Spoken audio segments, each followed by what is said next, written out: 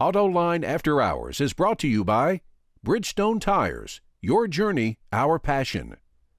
Chrysler. And by Hyundai. Learn more at Hyundai.com. This is Autoline After Hours with John McElroy, episode 293 for June 26 of 2015. Lincoln Continental's new design direction. Watch Autoline After Hours live at Autoline.tv every Thursday at 3 p.m. Eastern Time. That's 12 p.m. Pacific or 19 hours GMT. You can subscribe to this podcast for free by searching for Autoline in iTunes, Stitcher, or YouTube. Gary, we got another show to do today. We do. How have you been? I've been doing pretty good. Yeah. Been running all over the place, seeing a lot of things. We can talk about some of it later in the show.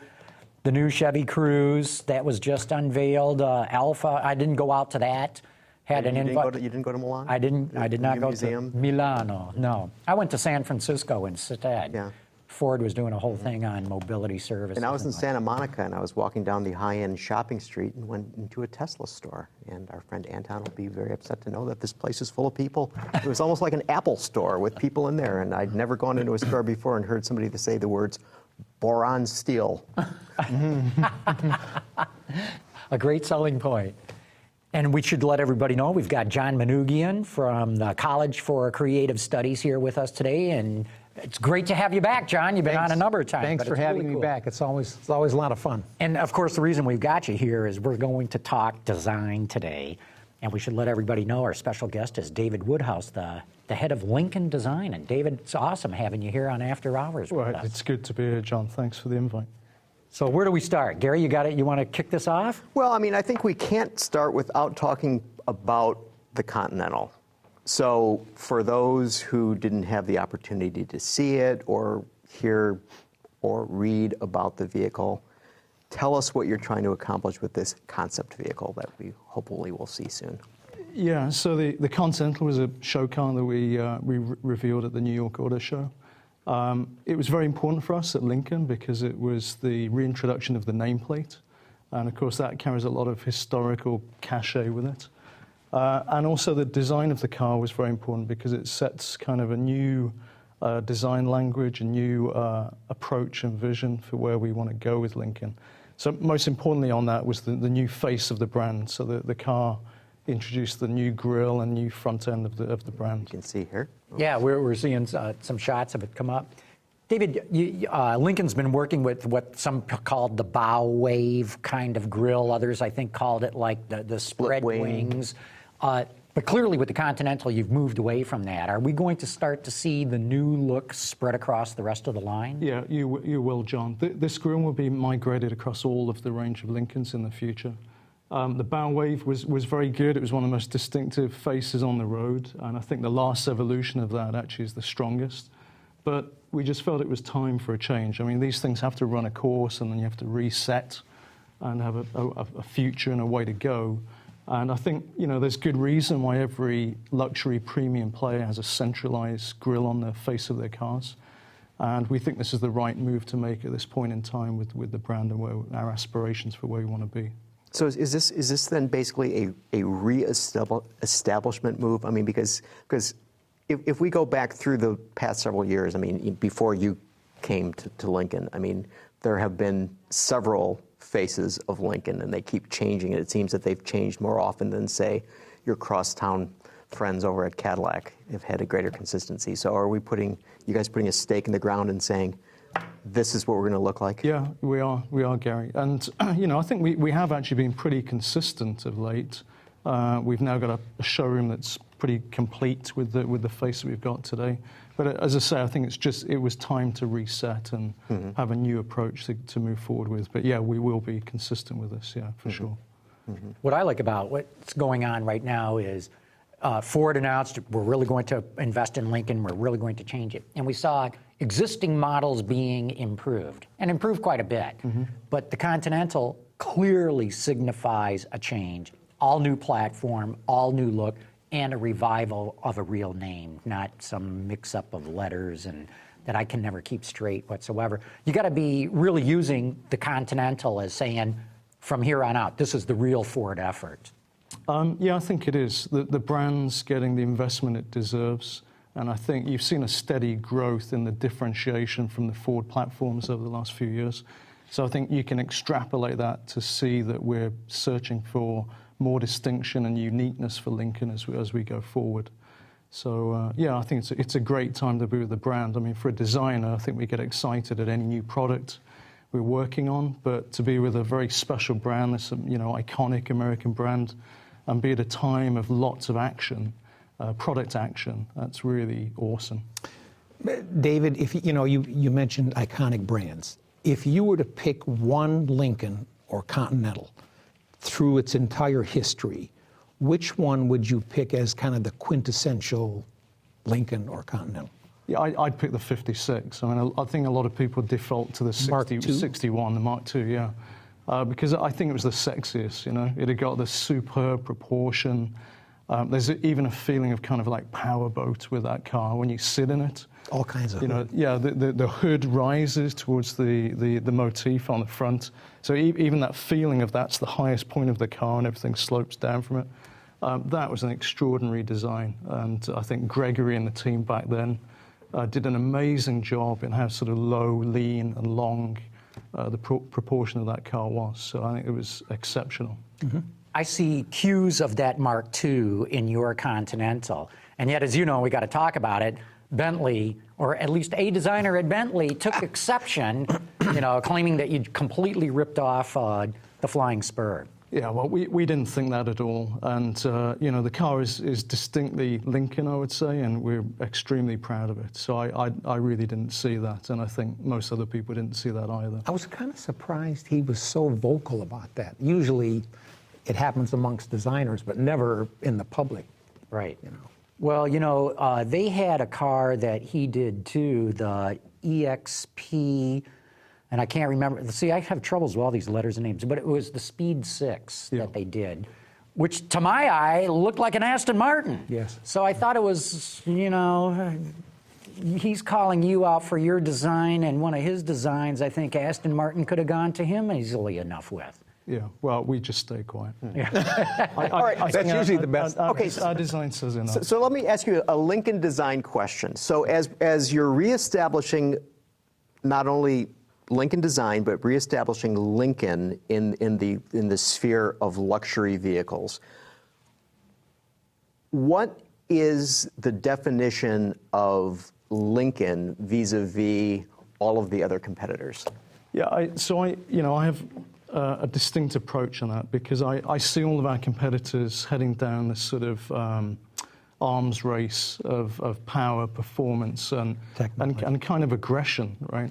The front ends of some of our competitors, actually, I'm just amazed that they get away with them, actually have designed them and brought them to market because they're so scary, right? They seem to be in the business of intimidation to other people on the road.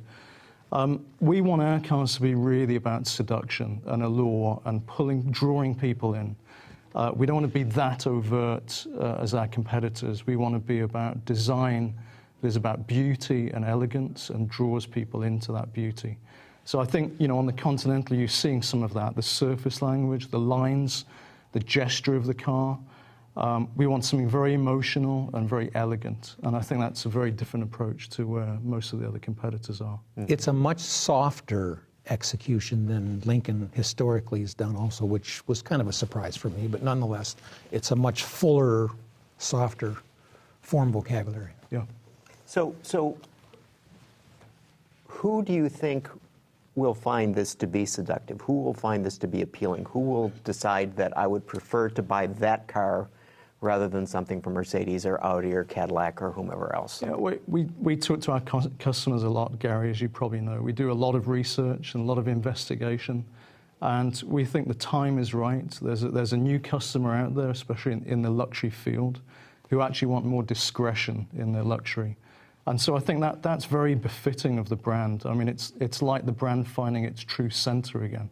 So I think, if you go back in its history, it always did kind of the opposite to Cadillac. And I think that restraint is absolutely, spot on perfect for this brand and actually where we're heading. So you don't see this as being, we're going to show this car in the Nürburgring and how No, exactly. We want to be the opposite to that. You know, we've got to find other points to touch the hearts and souls of people in a different way. And David, what you're talking about is really what Edsel Ford, who was tasked with Lincoln, wanted. With the original Continental, he wanted European continental sophistication, not garish American kind of cars. Exactly. Intercontinental style, so it can be measured against the best in the world. That's exactly where we need to be. Yeah. I love some of the detail that you've got in the car, too. I don't know if this will carry over into production, but you've actually got the Lincoln sort of emblem star thing into the headlamp elements. You've got a sort of a step and repeat version of that in the grille as well. Why that level of detail? I mean, specifically bringing the Continental badge into other elements of the car. Yeah, so, you know, good design is always, I think you've got to have that first, second, third read. And I think, you know, I always look at every design in that respect. Every car I've worked on, we try and see the big picture of the car, the down-the-road impression, the volume, the gesture, the stance. Then as you move into the second read, the surface development, and the third read is really the detail. So every layer has to have the same amount of attention. And, you know, we've used the motif, the repeat of the motif of the badge in lots of different, you know, product placements and parts and components, even down to the show stand. But we really wanted to get that level of just everywhere you look, there's something to discover. In the interior, it looks like you guys really focused on the passenger versus the driving experience. Was that intentional? I mean, was that part of the story? Yeah, very much so. Again, back to the core of what this car should be about. It's not to say it isn't to be driven, because I think it is. We put a lot of attention around the driver compartment, but we did focus more, I would say, on the second row. And that opened up some new opportunities in design executions and ideas around what we could do in the back, like so that 30-way seat. In fact, we've got it up on the screen right now. There we go. Talking. And you know, this sort of ultra comfort seat, putting that in the back of the car. And even the seats have a Lincoln design look to them. Yeah, you know, because they're a shell with the floating cushions, because there's so much adjustability to sort of any body type. They do resonate back to sort of the Eames chair and things like this, right? It's a classic furniture design with a hard shell and the soft cushions, and I think that just sends a message of sort of ultimate comfort, doesn't it? There's an awful lot of chrome in this. That's the show car, I was just going to right? bring that up. Yeah, you know, the chrome was very extravagant on this car, and I think it was as much because we chose this very dark blue position. Being such a dark color combination, exterior onto interior, you've got to have the relief of material to take away from all that darkness. So, you know, that was the reason in this particular car. We probably wouldn't do as much chrome in production. Strategically speaking, does China play a role at all in how you guys sort of view this vehicle? Yeah, again, absolutely. The second row emphasis, you know, we've really learned from the China market that during the week they like to be driven, and at the weekends they like to drive. So it puts the emphasis on those two positions in the car and doing something very special around both areas. And one of the things you've talked to me about is design not just being about the object, but design being about an experience, which I found to be very provocative. Could you talk about that a little bit? Yeah, I mean, I think the customer journey is really the buzz thing at the moment. I think a lot of companies talk in those terms now. I think designers have always intrinsically done that from the first, second, third read.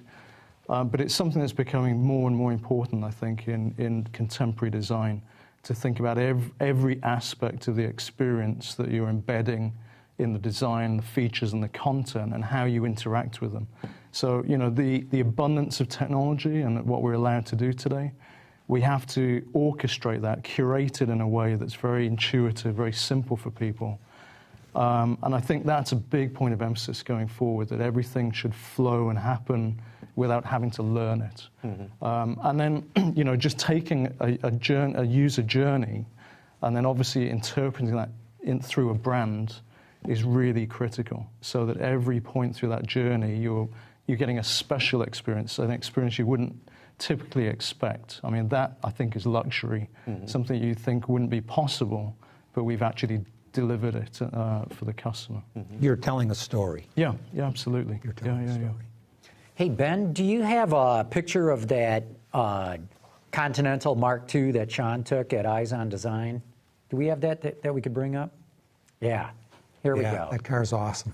And you know what I especially like is the kick up on the rear panel that comes right after the door, and you've got that on your car as well, David. Is that where that came out of? Yeah, I mean, we're not the only car that does that, but I think it's the gesture of those lines from front to back.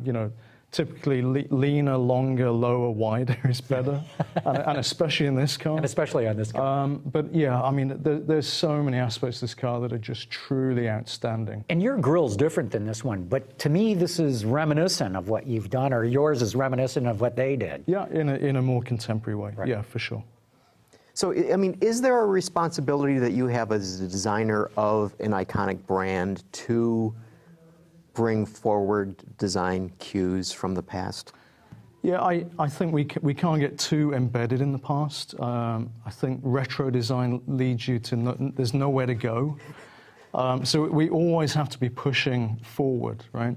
But I think the great thing with a brand like Lincoln is that the origination of the brand, the reason why it came about, we should feel very proud of. And I think if there's a brand that has an origination that's still pertinent today, that's awesome, isn't it? I mean, it gives you a foundation. Luxury brands typically have a great heritage. So I think it's just something to build off. But you've always got to reinterpret it relevant to the landscape that you're working and living in. Let me ask both of you guys a question, since you're both designers. Could a luxury car company come from nowhere today? Well, Like Lexus did, Lexus did, right? They did. Lexus did. Yeah. So it's... We were doing an interesting study about comparing Lexus and Infiniti when they both came out, and I think it was 1989. And the approach Lexus used was to literally or figuratively copy Mercedes, whereas Infiniti chose to go kind of its own direction and do a totally unique design language. Look who wound up on top. I don't know if that speaks to the American consumer. And there were other issues revolving around Marketing and advertising. Yeah. Lexus knocked it out of the park. Right. They emphasized what great Infiniti quality was they always had. the zen. And yeah, it was then rocks and trees and ambiguous. Toyota went right to the heart of, look, we build fantastically precise machines. They didn't talk fuel economy and power. They talked precision.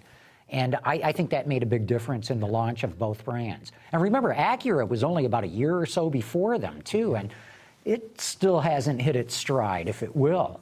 So speaking of precision and machinery, so when you look at a vehicle and designing it, how much is about that versus how much of it is it about the user interface and the infotainment and all of the non-mechanical bits? Gary, it's about everything. I mean, we're in, I think as a designer, you're in the business of actually working with one of the most complicated products you could ever approach. So I think you have to have a foot in everything. You have to see everything. You have to understand everything. And the interpretation, the execution, and the influence of everything is critical. I mean, just one more caveat on, could luxury brands come from nowhere? Yes, they can, clearly. But I think it always leaves a brand soulless if the heritage isn't there, if there isn't a legacy and a provenance. So I think Lexus and others, I think that's something they still suffer from to a degree, that in the customer's eyes, they're quite dry brands, right? So is there some point in time, I mean, that they can exist and then they have that? Yeah, maybe. I don't know what that is. Hyundai's trying that hard right now. I mean, Right. But Lincoln did a very clever thing a couple of years ago when Ford had signaled, hey, we're really going to try to do something with this brand again. At the LA Auto Show, they brought in a bunch of old Lincolns and immaculately prepared, very special models at that. It wasn't just any old Lincoln. And the effect was electric. Unfortunately, it was only there for 2 of the media days, and then boom, boom, it was all gone. The public never got to see this. But it struck me that, to your point, heritage counts for a a lot. Pedigree counts for a lot. And I'm wondering if there's some things that, from a marketing standpoint, that Lincoln could be doing to remind people, hey, you know, we've been here since the 1920s. Yeah, and I think you've got to be clever using that heritage, right? You've got to highlight the best and the most important things. Audi does a great job of that. I mean, to a degree where they actually refabricate, literally, the cars from the past to bring them, to show a relevance to what they do today. So yeah, if you use it in the right way, cleverly, and it has a relevance to what you're doing today, then it's a great tool, right? Yeah, it really is. And, you know, we're going to have to take a quick break here. We've got to give a good shout out to our friends at Bridgestone. But I want to get, we've got a lot of questions coming in from the audience, but I'd like to know some of the things that you did specifically for Chinese customers. And so think about that in a minute, and we'll be back in less than 30 seconds.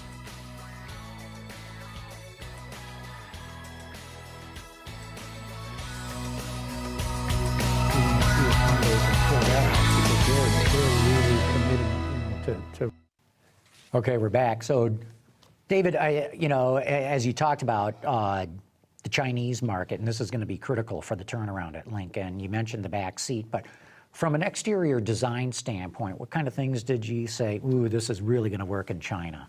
Well, you know, I think, like any market, I think the same ingredients apply in China as they do anywhere else. So prestige cars, proportion, gesture, stance, those are really important ingredients that have got to be right on any luxury or premium car. So I don't actually think it's that different in China to anywhere else in the world. The focus on China, though, has given us really good ammunition to get the things and the ingredients that we need. But, you know, as I say, the interior focus on different areas of the interior is one factor. The other really critical thing is the heritage does really mean something there. With Lincoln, you know, the cars are associated with stars and presidents.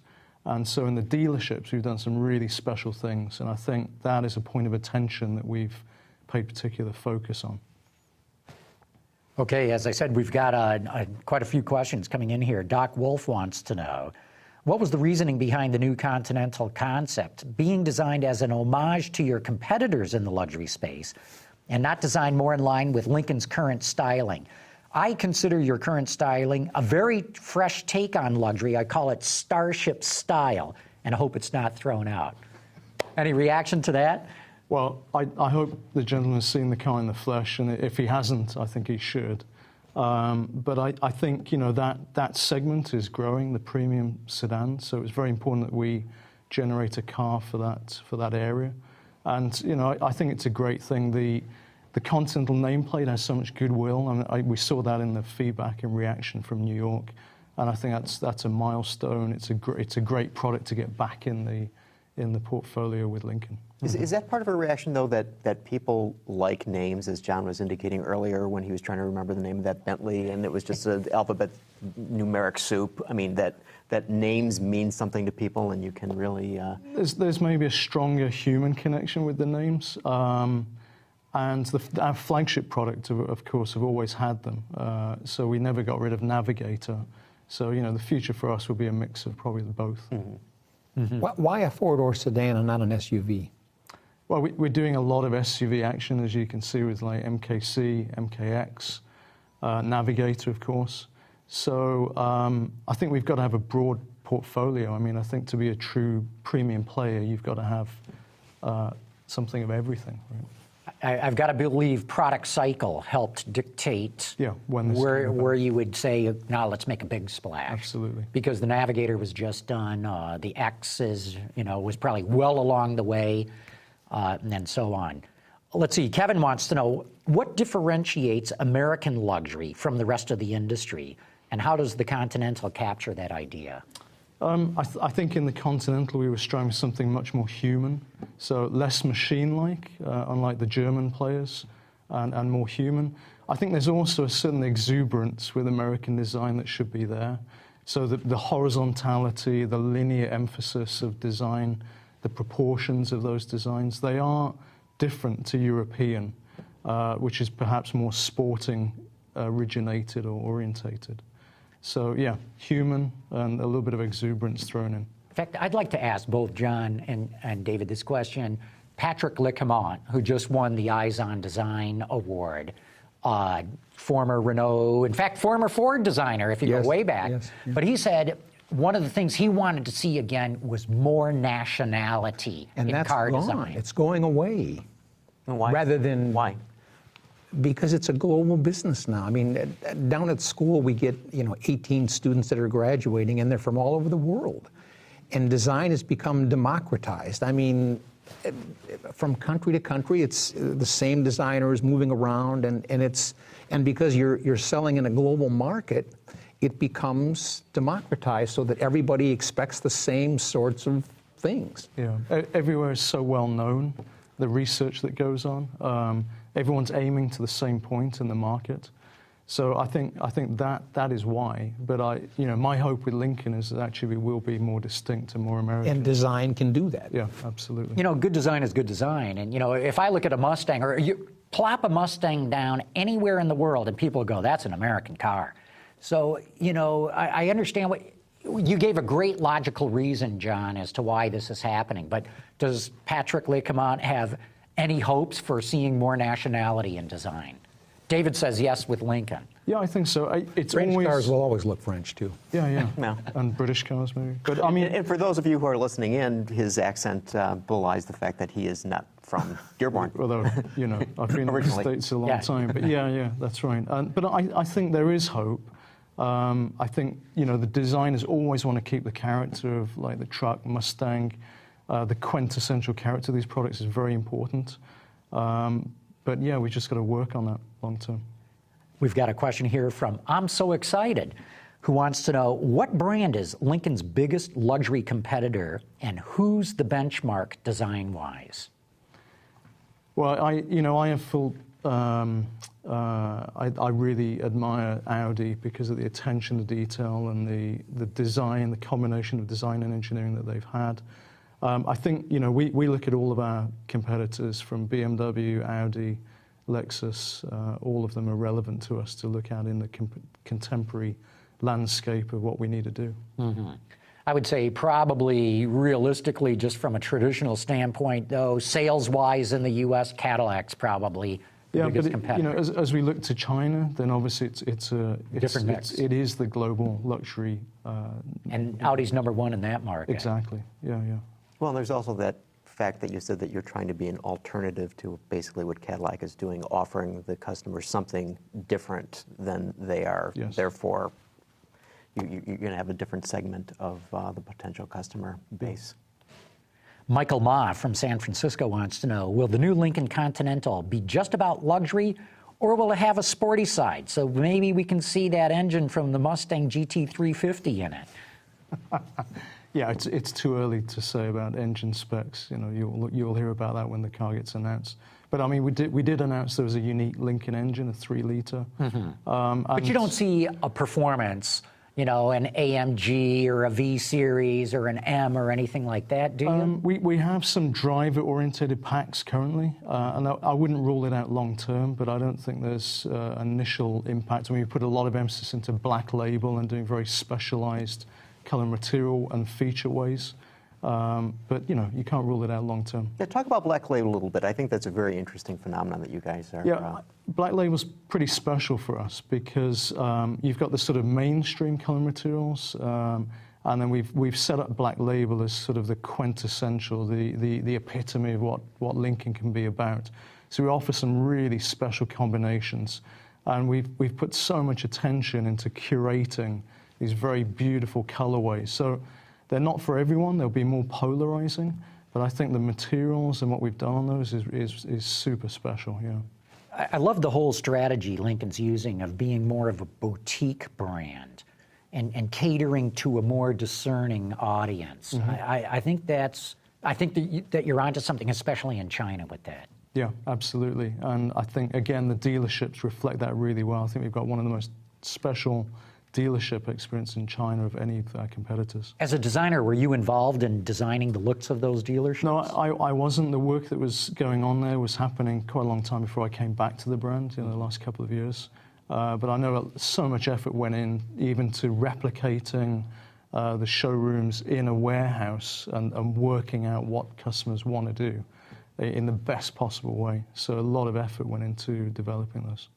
Got another question here from Autoline After Hours guest 779, who wants to know, does Lincoln need a two-door performance car, i.e. the Mark X, to bring in young customers?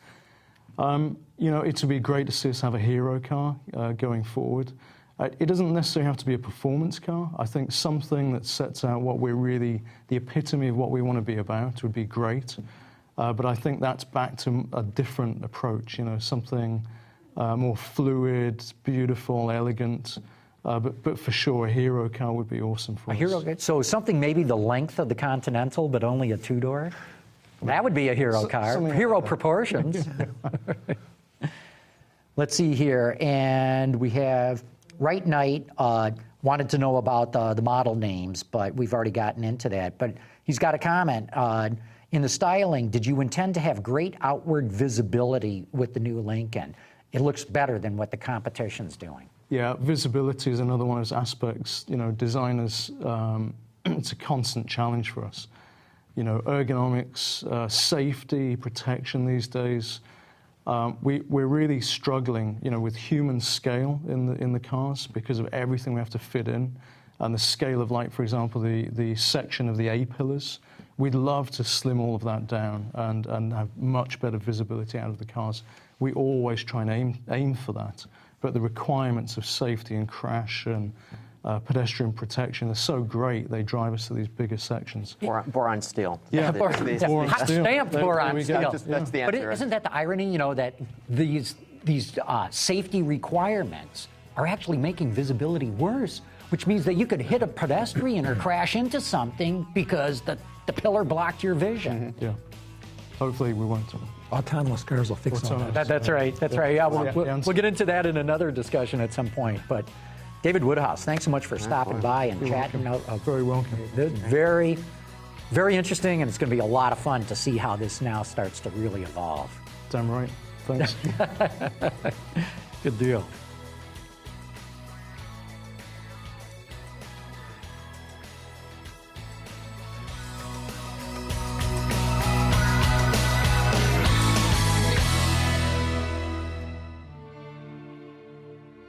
There is no royal blood in this country. Nothing is reserved for anyone. It's all just out there, waiting for someone to reach out and take it. And the ones who do, these are the kings and queens of America. And of course, we want to thank Chrysler for supporting this show. We appreciate it greatly when people make this show happen. Absolutely. So very interesting. John, you're a designer. What's your take on how they're trying to bring back the Lincoln brand? You know, it's really hard to bring back a brand from almost nowhere. Cadillac did it. Audi did it.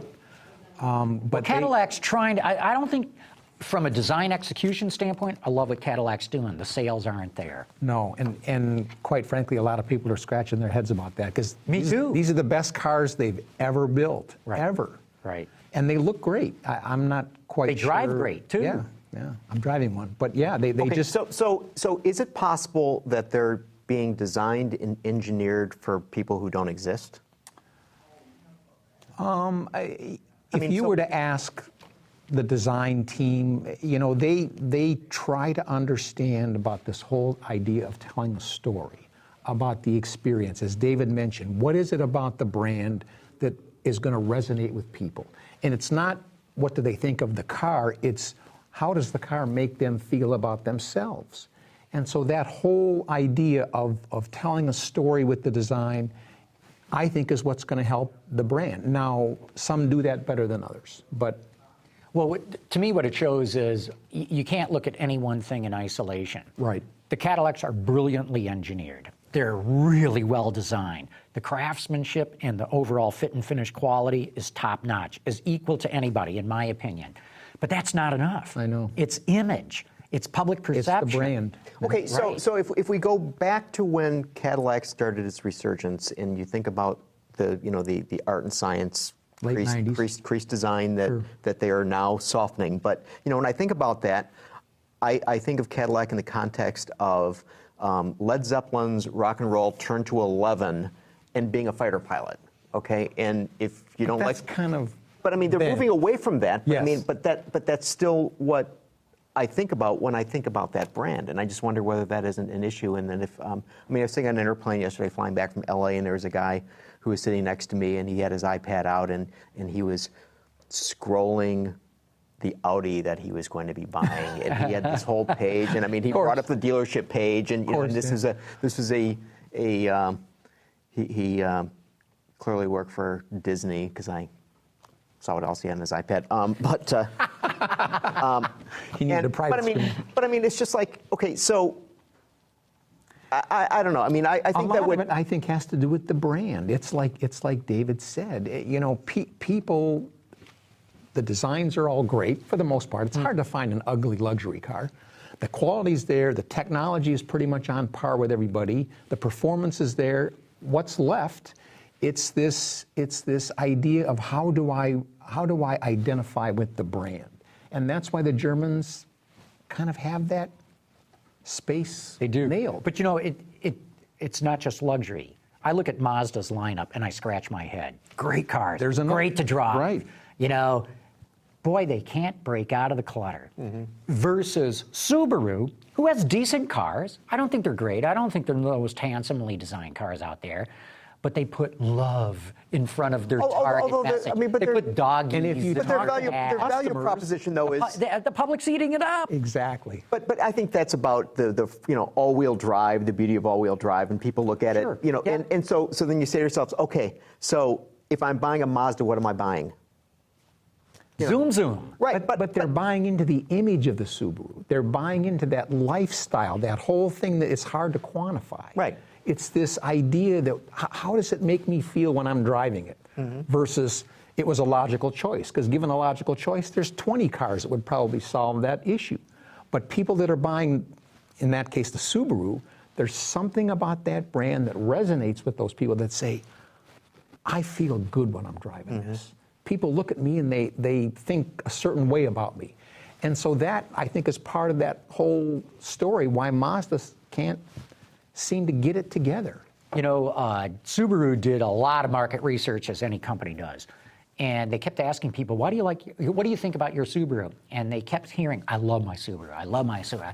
So they finally, it clicked and they went, we got to put love in the tagline. and bang, their sales took off and they didn't talk about their crash rating. They didn't talk about fuel economy, definitely not about horsepower or anything. They talked about love and put cars in real-world situations that people could, or at least their customer, could identify with. And I think there's something to be said for that. What's Cadillac talking about? Hey, we're as good as, the M products or the AMGs, and we're in the Nürburgring. It's all hardcore engineering stuff. I think Cadillac's missing the boat. And it would be fascinating to see how Lincoln starts to market this Continental. Well, I think that, David, I think made an interesting point. I think that these guys have a leg up in some ways by basically saying, you know what, we're not going to try to outperformance those other guys. We're not going to try to. That's a losing game. But what we're going to do is we're going to provide what people perceive as being luxury. And I think a lot of people that are not, the enthusiastic young engineer who's looking at his iPad and selecting his A6 configuration is going to say, you know what?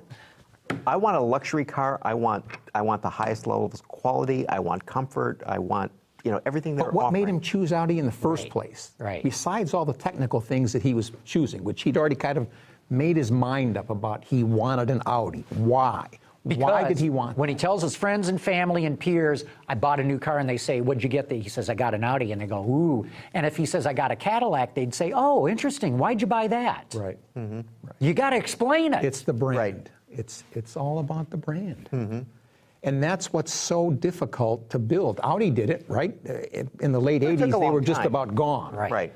Yeah. But they managed to sort of build it up slowly but surely over 30 years, and now look where they are. So this is sort of a loaded question since you are a designer, but does this mean then that design isn't necessarily as important as the marketing function On the is? contrary, it makes it more important, because with everything else being equal, the technology, the fuel economy, the safety, the quality, blah, blah, blah, design is the last differentiator where I'm wearing this and you're wearing that. It makes me unique.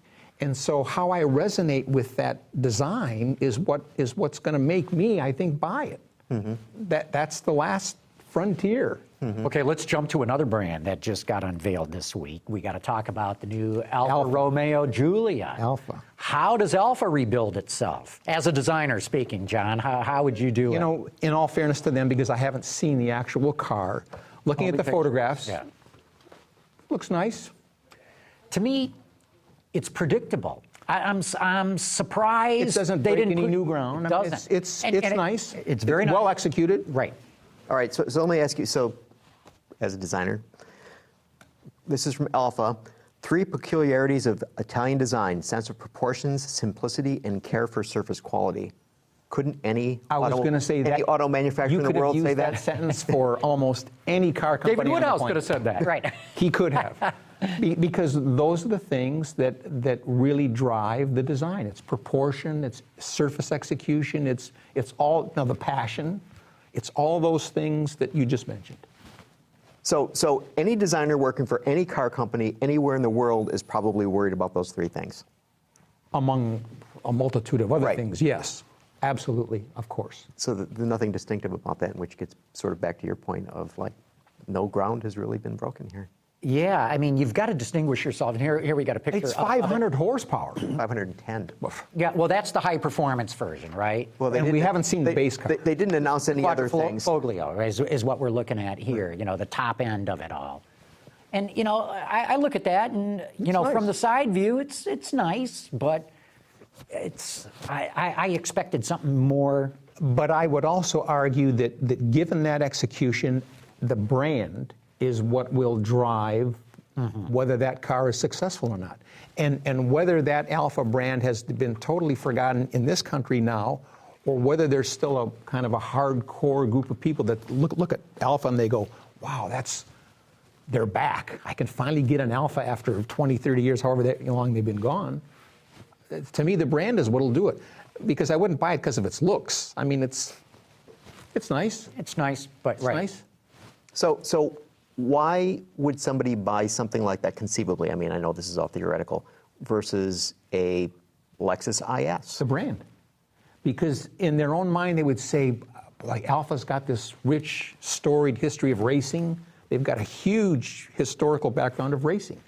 That appeals to a lot of people. This high performance, they're kind of related to Ferrari, Maserati. I mean, it's all those. And the name, Alfa Romeo. Yeah, okay, all right, so I discovered what Alfa stands for. Oh, yeah, it's an acronym, right? Yeah. Yeah. It stands for, in English, the Lombard Automobile Factory Public Company. Well. How sexy is that? What is it? Automobili Lombardo, something or other? Yeah. Yeah. But they've been around forever. June 24th, 1910. That's forever. That's forever. Yeah, that goes Yeah, that's way a long history. back. Right. And their racing history is. So let's say this was the Dearborn Automobile Factory. I mean, who the hell's going to buy that? Well, if the cars were beautiful and had a pedigree, Right. I think you might be surprised. That's right. Okay, we're going to take another quick commercial break and give a shout out to our friends at Hyundai. We should probably. We could tell you about the years of research and development, how we forged advanced high-strength steel to make the frame stronger yet lighter, the countless hours spent testing the suspension and tuning every sound from the engine to the trunk. But until you get behind the wheel, you have no idea. The completely redesigned Hyundai Sonata. We're back, we're talking design, and another big car, or another important car, got unveiled last night. by Chevrolet, the new Chevy Cruze. Cruze, yeah. Have you had a chance to see it, John? Only the photographs. It Yeah, looks same here. it looks very good in the photographs. And to me, it looks really good. to me, it looks very good. They did a really great job on that car. So this is your old friend John Cafaro said. It is. With styling influenced by the acclaimed 2014 Impala and all-new Malibu, the 2016 Cruze brings Chevrolet's new expressive global design language to the small car segment. What do you think? Yeah, I wouldn't disagree with them. So is Impala and the new Malibu worthy places to draw inspiration from? I think from a design statement, probably the Impala and the upcoming Malibu are where Chevrolet is headed, design-wise, form vocabulary-wise. I think that's kind of setting the tone now for the rest of the cars that will follow. So I think that's a good thing. I mean, I agree too. Here we've got a picture of it up here.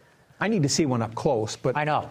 Actually, it reminds me a lot of the new upcoming Volt, even though the grille treatment is different. But I see a lot in the silhouette of the car. Right. When they unveiled the Volt, they also went back to the Impala and said that they wanted to get some design cues from there, and then of course the Malibu being between the Cruze and the Volt introductions. I mean, if we were to park that car next to the Alfa, I think this is just as good. That looks just as good. I think so, and the Alfa's fine. This one looks as good, if not better.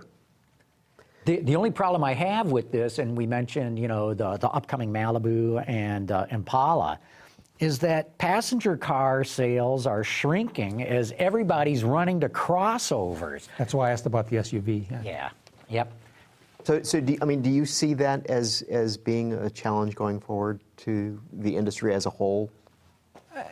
I mean, sedans to me are losing favor for whatever reason, and it's always baffled me because there was always the idea that people wanted to sit higher, they wanted to be able to see better, they felt safer in an SUV versus a car, but I think a lot of people should have sort of gotten over that now, but they haven't. No. They haven't gotten over it. And it's a global thing. And when I try to reduce it to its most basic, we're moving away from 3-box design to a 2-box design.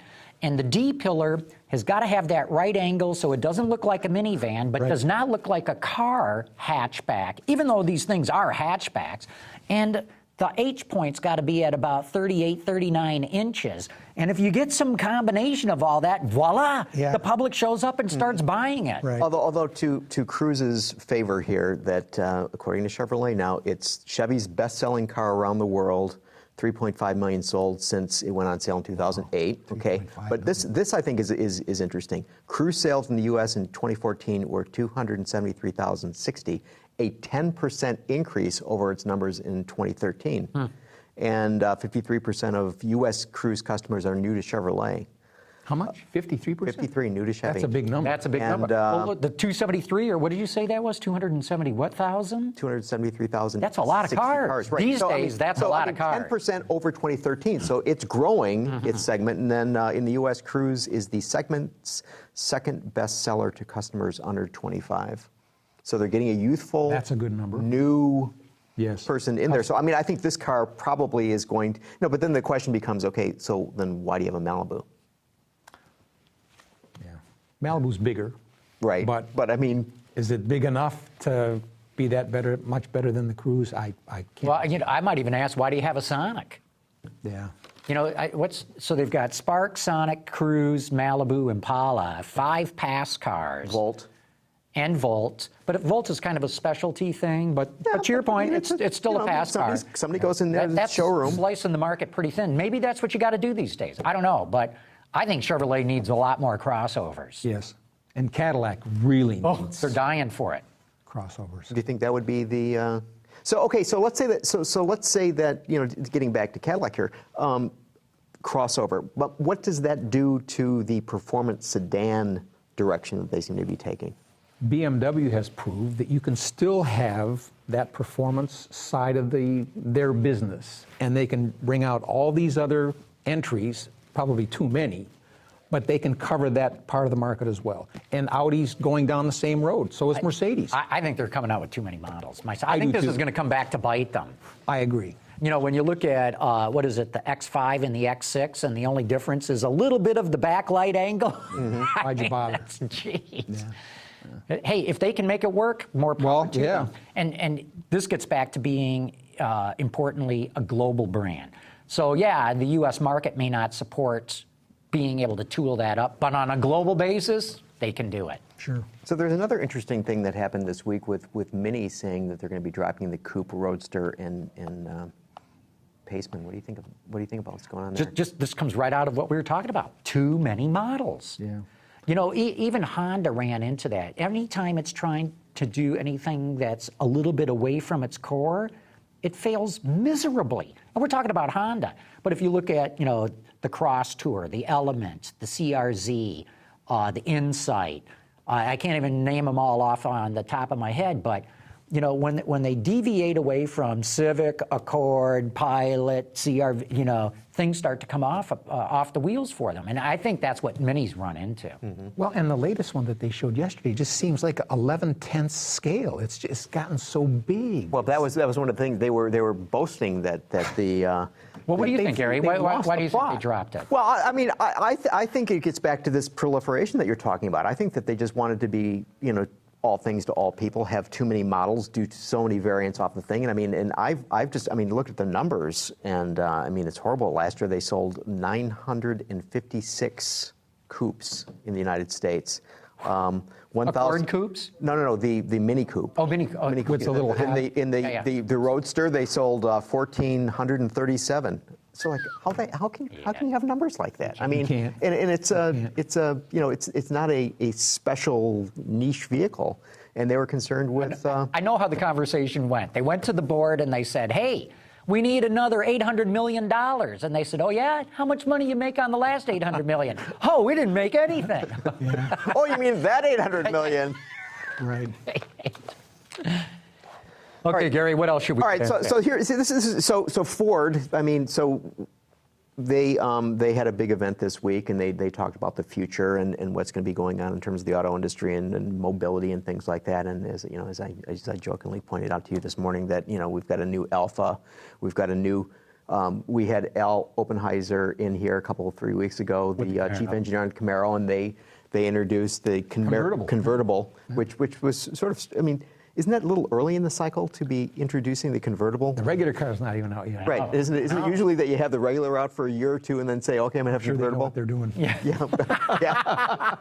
Famous last words. Yeah. Anyway, and then Ford introduced a new electric bicycle, but literally they introduced. No, have you seen the bike? That's all about this car sharing idea. Mobility services. And that's becoming such a big deal. In fact, the Mini supposedly is going to embrace that Here's the bike. as We part got of their a video clip of that running right now. as part of their business plan. Right, and so the rationalization of this electric bicycle is that basically you can have it in your Ford vehicle, you can take it apart like so, right, and then you can also, it'll fit in all Ford vehicles, they say, and you can recharge it while it's in there. And so. But to me, the guy who's done that, and I think that's Bruce Williams, I think is the designer's name. This guy's off the F-150 program, and he's designed a bicycle. And that's my question to you, John. What do you think about? I mean, Ford just didn't run out and partner with somebody. They designed their own bike. Now I don't know. This is our third bike. They've correct. They have sort of like a commercial delivery package thing, and another even smaller one to fold up. This gets at that whole idea of car sharing, where you park your car somewhere. He takes the bike, and then someone comes and takes your car and uses it and then brings it back, and ultimately you get paid for that. Right. That's a concept I still haven't fully embraced. In fact, they announced that and this really surprised me, Ford Credit has piloted this program where they're vetting people who would be interested in letting this happen. That I want your car when you're not using it. Who's going to make sure it comes back clean and the way? Well, but they're also vetting the people who are going to be able to do this. Yes. But all right, so this is so we don't have the clever graphic for this, but I still want to quiz you guys on this. And so we're talking about the millennials and car sharing and stuff like this, and you cheated because you read these. No, I didn't actually. All right, so this is so Ford. Sourced this study from Penn, Shaw, and Berlin, which is a a company that does research. And so percentage of millennials who will rent out their belongings to supplement their income. Now, this is any belongings. I'll bet it's high. And maybe I saw this. I'm going to say 40%. Wow. I have no idea. 33. 33. So 1 out of 3. 1 out of 3 are willing to, you know, Anything. just their belongings. Wow. yeah. Okay, so so how do the millennials rank car sharing in relation to book lending? So I lend you a book, you can read my book, and you know, which is okay. Car sharing, book lending. Well, I loan a book. I don't expect somebody to pay me. Are you talking about paying me for me loaning you your car? No, it's just My like car? basically saying, yeah, you take my car. I'd say much lower. I'll say 10%. Second, book lending, cars. Wow. Okay. All right. Percentage of millennials open to sharing rides with others. Of course, That's probably a much higher number. we all grew up hitchhiking. I don't see how that's. Yeah. I'll bet that's very high. I'll say 70%. 60%. Less than 50. Less than 50. Oh, interesting. All right. So, what do millennials and Gen Zers see as advantages of sharing goods? And nobody's going to be able to guess this one. 50% said that the advantage of sharing goods is saving money. So this gets back to, I buy my car, and it's sitting in the park, you know, it's sitting in a parking lot all day long. And John, I will let you share my car, but you have to pay you. You have to pay me money, so I can put that toward my car. 40% say they think sharing goods is good because it allows them to try new products. Yeah. And 33% say it provides them access to more options. So you have a pickup truck, and I've got Right. this mulch I need to move. Yeah. And I've got this Mini that'll no longer be made available. No. So we do it that way. But I mean, what does this do in terms of, you know, again, from a designer point of view, designing cars thinking that these people want to share these things and not. You'd be surprised how many projects we've had down at College for Creative Studies that get at this idea of car sharing, what the future holds once cities ban car usage within the city limits. And being millennials and Gen Xers, I was always kind of surprised at how the students reacted to the idea of that, because I wanted no part of it. Abhorrent. And they embrace it. I mean, they don't think anything. But, you know, the question I would always ask is, well, who's going to make sure that it comes back clean and it's the way I left it without damage? And that doesn't even enter their thought process. They just assume, well, I have this car, I'm going to loan it to you, and you're going to bring it back to me. It's going to be as you got it, and I'm going to have money in my hand. And I can't get my brain around that. But they're accepting it. Mm-hmm. That's going to be the future, particularly in large cities, because when you have companies like Toyota and Ford that gave us the projects, thinking about it back at their respective places, you know that they're giving it some really serious thought.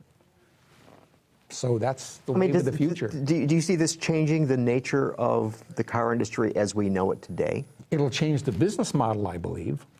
But will it I think everyone's concerned that it's going to change the sales numbers. I think that's where everybody's sweating is, what's this going to do to our volumes? If we're selling 100,000 cars today and everybody decides to go buy one and they're going to share it with everybody else, maybe we're only going to sell 50,000. Then what are we going to do? Do you think it's going to happen, John? I do. I think it's going to be massively disruptive. I Yes. think it's going to turn this business upside down. Yes. I think it's going to impact within the decade. All Within the the above. decade? By 2025. All the above. Really? Yeah. I agree. Yeah, no, I think agree. it's going to be massively disruptive, and I commend Ford for going out and experiment. I think Ford recognizes this better than anybody. And they were the ones that gave us that project. And I credit Bill Ford Jr. with pushing the company to get into this. Yes. I see big trouble ahead. You know, Sergio's talking about, I can't get the volume now. This is what's going to force the mergers. Right. You know, there's a report from Barclays that came out looking at this. Now, they're saying over the next 3 decades, But they're saying General Motors will have to close 68% of all their manufacturing facilities, and Ford will have to close 58%.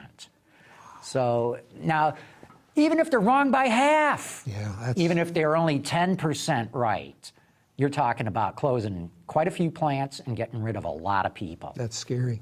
But it all comes back to car sharing, cities banning automobiles. Yes. I mean, if you live out in Iowa, obviously you need to have a car. But when you live in New York City or Chicago or San Francisco or Los Angeles, to own one. You can own one. It's so prohibitively expensive to own a car. Where you're going to park it, how you're going to insure it, and the millennials don't want any part of that. They don't want to be bothered by that. So do you think it's possible, I mean, to get back to David Woodhouse being here earlier, that there's basically be this bifurcation in the market whereby there will be luxury products, there'll be large, big luxury vehicles, and then there'll basically be utility sorts of automobiles that everybody else has? I think everybody has to get around. How they do it, there's going to be a multitude of solutions. Whether it's a personal pod that I get from here to there, whether it's something that I borrow from him, or whether it's a company that produces a 2-seater, 4-seater, whatever it is, or a luxury car. People still have to get around. Now, mass transportation is going to enter into that mix probably a lot more than it has historically.